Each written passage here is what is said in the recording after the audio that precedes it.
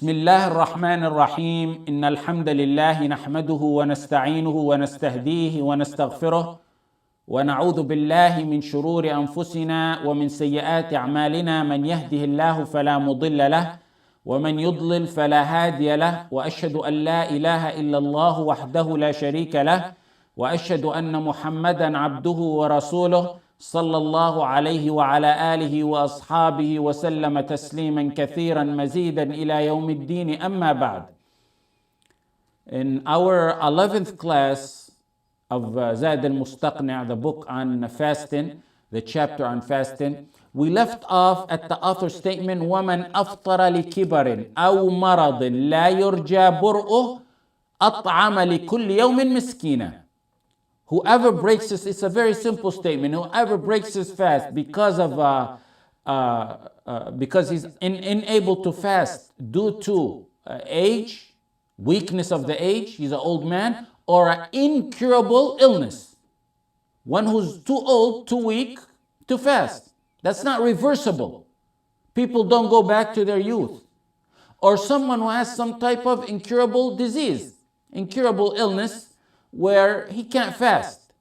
Malignant tumor, cancer, a bad case of diabetes, or those who go under kidney dialysis, and those who have polio or Ebola or like that is AIDS, the last stages of AIDS, for example. Those kind of diseases, the first issue is, the author saying, is it's not disputed whatsoever that when they're not able to fast, they don't have to. Remember the conditions we took. This all ties into each other. We said Muslim. Second one is mukallaf, sane over the age of puberty. Third one we said is qadir, ability. He can't fast. He's not able to fast. He doesn't expect to be cured.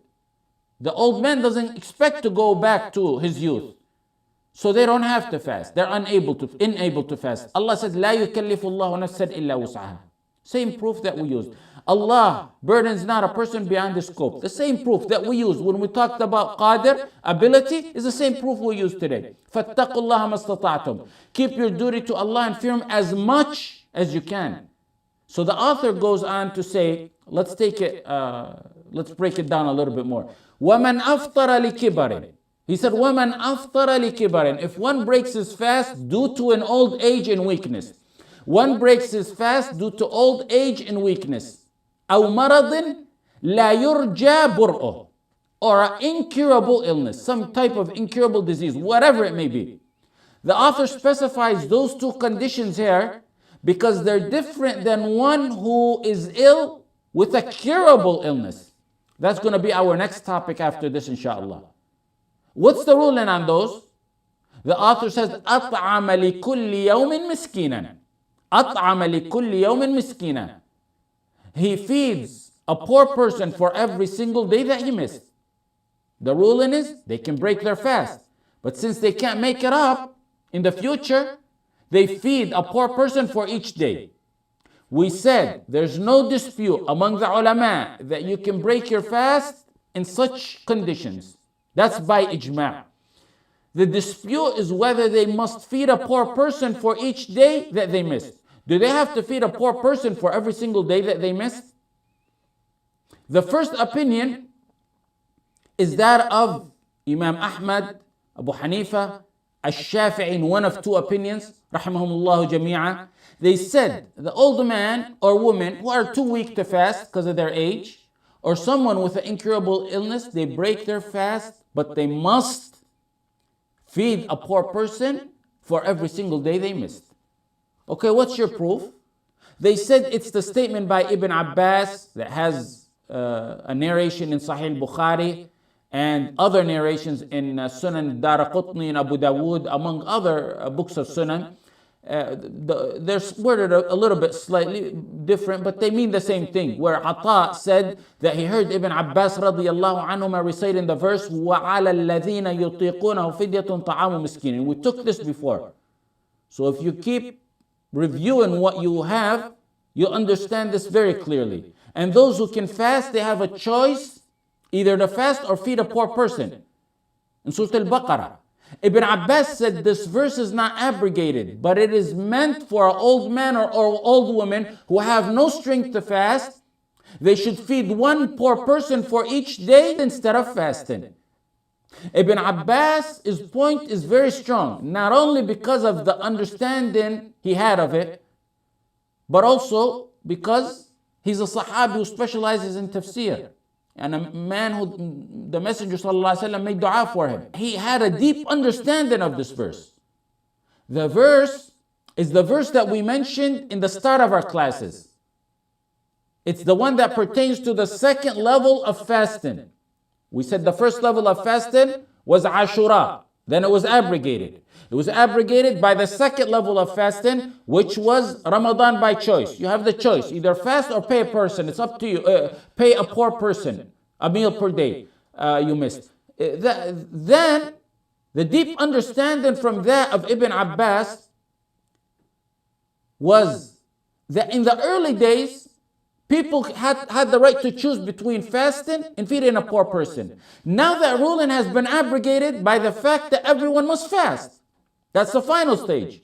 However, he's saying that verse in that early stage considered feeding a poor person a replacement to fasting. It was a replacement and an equal to fasting. He said now this person is too old, does not expect to be a youth again.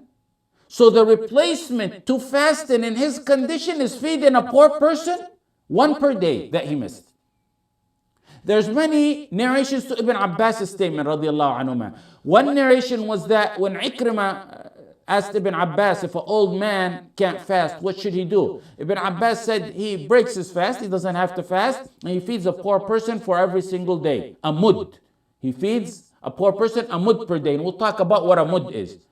Another proof on that is in Ad-Daraqutni, where he narrated that Anas radiallahu anh became weak towards the end of his life. And he made a meal and invited 30 people to compensate for the Ramadan that he missed. The second opinion on this, Malik, Shafi'i in his second opinion, because previously we said he has two opinions, Shafi'i in his second opinion said an older person or one with an incurable disease may break their fast. As we said, that's not disputed. But they said he doesn't even have to compensate by feeding a poor person for every day that they missed. Why, Malik? Malik rahimahullah said, if a person gets sick in the middle of Ramadan, look at this scenario. If a person gets sick in the middle of Ramadan, on the 15th, 16th day of Ramadan, whatever, and his illness continues for another 15 days after Ramadan, until he dies. He said, we all agree in a scenario like that one does not have to pay a poor person for a day, nor does his family need to take out from his inheritance for that, nor is he held accountable to that. We all agree on that. He said, we don't request that he pays a poor person per day. Those are the two opinions. You see the proof and rationale for each. In this matter, it's really the first opinion that would be much stronger because it's the understanding of more than one Sahabi, and the argument and the way that Ibn Abbas drew that rationale was very strong and very deep. The bottom line is that they must feed a poor person each day that they break their fast. The next issue, how much do we feed? First of all, Hanabila have an opinion that you must give a poor person the food. You have to hand it to him. They have to gain ownership and possession of it. Meaning, you can't invite them to your house for dinner and they eat and you say that's it. I fed a poor person. They have to have ownership and possession of that food. The argument is weak, and it's weak because we have proof, what I stated earlier in Daraqutni, that Anas radiallahu anh became old and fasting was too difficult for him, so he fed 30 people. He invited them over to his house and he fed them. So understanding of the Sahaba on a matter like that is given precedent in such matters. Now, how much do we give? The author didn't say. Possibly because, like we said, this is a matan, it's very summarized. But other books mention, muddum min bur aw nusf sa' min ghayri. Mud means one handful with your handfuls together. This is what a mud is. Mud of bur is 1/4 of a sa'. That's nearly 3/4 of a kilogram. What's a sa'? A sa' is the measurement commonly used by the people of Medina during the Messenger sallallahu alaihi wasallam's time. So if you were to go to the market back then, they didn't have printed bags telling you the weight on them. Instead, a common method to measure, they would sell you rice or whatever it is by putting it in a bucket like, something like a bucket. And it was called a sa' back then. And it's mentioned in a hadith by the Messenger sallallahu alaihi wasallam, which is authentic. Allahumma barik lana fi makkatina, Allahumma barik lana fi madinatina, Allahumma barik lana fi shamina, wa barik lana fi sa'ina, wa barik lana fi muddina. A sa' is 4 muds. A sa' is 4 muds. A mud is a handful like this. And that's equal to 2.4 or 2.5 kilograms. By the way, a sa' of rice is a measurement you're obligated to give at the end of Ramadan for Zakat al-Fitr. So you know a sa' is 4 muds, 4 of this. Both hands together. It's 2.4 or kilograms or 5.29 or so pounds. A mud is 1/4 of that. This is a mud. This is a mud right here. A sa' is 4 of this. So how much does a person who's terminally ill or permanently ill to fast give? Muddun min bur aw nisf sa' min ghayri. If you're given wheat, you give a mud, which is 1/4 of a sa'. Or if you choose to give other than wheat, you give double that. You give 2 of these. 2 of these is a half a sa', which is like dates, raisins, rice. Half of a sa' is 2 muds. 2 muds. Because we said a sa' is 4 muds.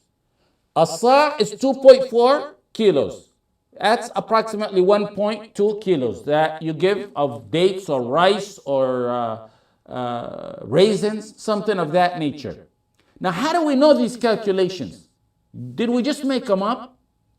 The first opinion on that is that it's something that we know by urf. Urf means it's something that's common among people. It's what's widespread amongst people.